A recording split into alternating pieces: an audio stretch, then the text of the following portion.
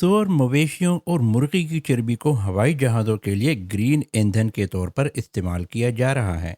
लेकिन एक नई तहकीक ने खबरदार किया है कि आगे चलकर ये माहौलियात के लिए बहुत भारी साबित हो सकता है। अस्सलाम वालेकुम दोस्तों, आप देख रहे हैं MK TV चैनल। तो जुड़े रहें हमारे साथ इस वीडियो के आखिर तक। तो चलिए शुरू करते हैं इस वीडियो को। जानवरों की चर्बी को ईंधन के तौर पर इस्तेमाल किया जाता है। ये हकीकत बहुत से लोगों को हैरान कर देगी।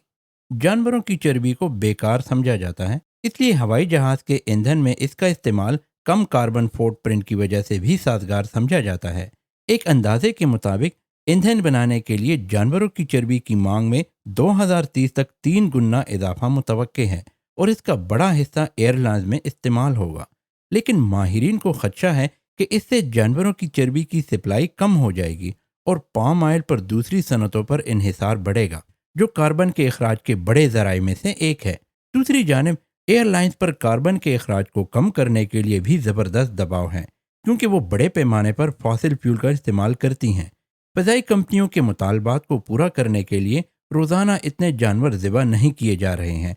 तहकीक के मुताबिक जानवरों की चर्बी का ज़रिया लामहदूद नहीं है। इनके बकौल अगर एविएशन की जानिब से इसकी ज़रूरत से ज़्यादा मांग बढ़ेगी तो वो सनतें जो पहले ही से इस पर इन्हिसार करती हैं, उन्हें कोई और रास्ता तलाश करना पड़ेगा, और ये मुतबादिल है पाम ऑयल।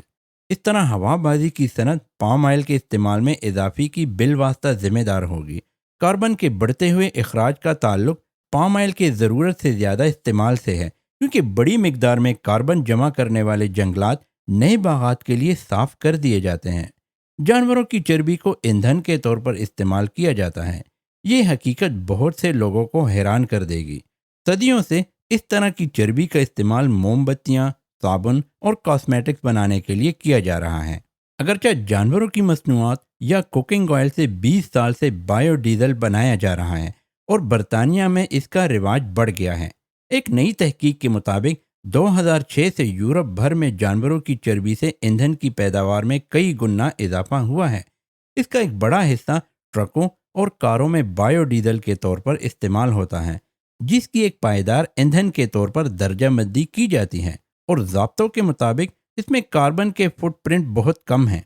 लेकिन बरतानिया और यूरोपीय यूनियन की हुकूमतें हवाबाजी के शोबे को साफ सुथरा ईंधन फराहम करने के लिए उनमें से मज़ीद ज़राए को इस्तेमाल करने की कोशिश कर रही हैं, और इसके लिए ऐसे कवानीन बनाने की कोशिश की जा रही है जिसके तहत एयरलाइंस को अपने ईंधन में पायदार एविएशन फ्यूल का तनासुब बढ़ाना होगा। बरतानिया में ये मकदार 2030 तक 10% और यूरोपीय यूनियन में 6% के बराबर हो जाएगी। ताहम माहिरीन का कहना है कि इस मंसूबे से जानवरों की चर्बी वाली मार्केट पर दबाव बढ़ेगा। हालांकि बरतानिया और यूरोपीय यूनियन के नज़रिए में बहुत फ़र्क है। बरतानिया में अच्छे जानवरों की चर्बी की मिकदार की हद तय करने की बात चल रही है, जबकि यूरोपीय यूनियन में इसमें इजाफा किया जाएगा, क्योंकि इसके इस्तेमाल से ग्रीन हाउस में कमी लाने का हदफ हासिल किया जा सकता है। तलब बढ़ने से कीमतें भी बढ़ेंगी और इसकी वजह से बरतानिया से इसकी एक्सपोर्ट भी बढ़ेगी, जिसकी अपनी पेचीदगियां होंगी।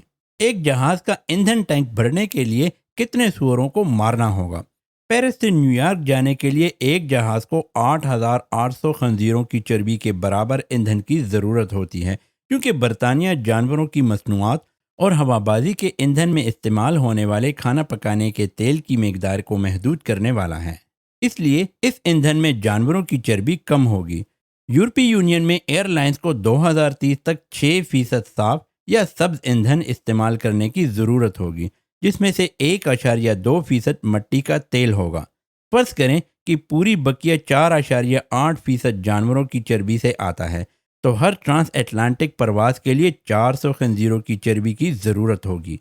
अगर हवाबाजी का शोबा जानवरों की चर्बी का ज़्यादा इस्तेमाल करता है, तो सबसे ज़्यादा मुतासर होने वाली सनतों में पालतू जानवरों की खुराक बनाने वाले शामिल होंगे। इस वक्त बरतानिया के 38 मिलियन पालतू जानवर खुराक बनाने के लिए आला मायार की जानवरों की चर्बी का एक बड़ा हिस्सा इस्तेमाल करते हैं।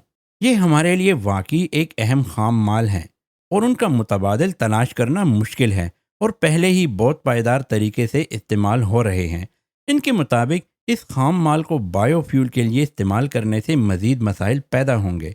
सबसे पहले ये हमें हवाबाजी की सनत के मुकाबले में ले आएगा, اور جب لاگت کی بات آتی ہے تو پالتو جانوروں کی خوراک کی صنعت ہوا بازی کی صنعت کا مقابلہ نہیں کر سکے گی۔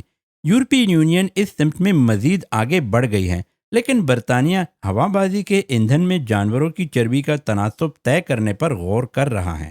حکومت ہوا بازی کے شعبے میں جانوروں کی چربی اور استعمال شدہ کوکنگ آئل کے استعمال پر پابندی لگانے یا اسے محدود کرنے کی تیاری کر رہی ہے، کیونکہ وہ غیر ضروری نتائج نہیں چاہتی۔ بائیو فیول انڈسٹری میں بہت سے لوگ اس بات پر فکر مند ہیں کہ موجودہ تبدیلیاں جانوروں کی چربی کے متبادل استعمال کا باعث بنیں گی۔ اگر آپ جانوروں کی چربی کی مقدار میں بڑے پیمانے پر اضافہ کرتے ہیں اور ہوائی جہازوں میں کھانا پکانے کے تیل کا استعمال کرتے ہیں تو یہ دوسرے شعبوں کو متاثر کرے گا۔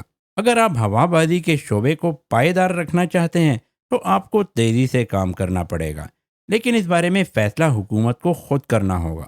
تو دوستو، کیسی لگی ہماری آج کی ویڈیو؟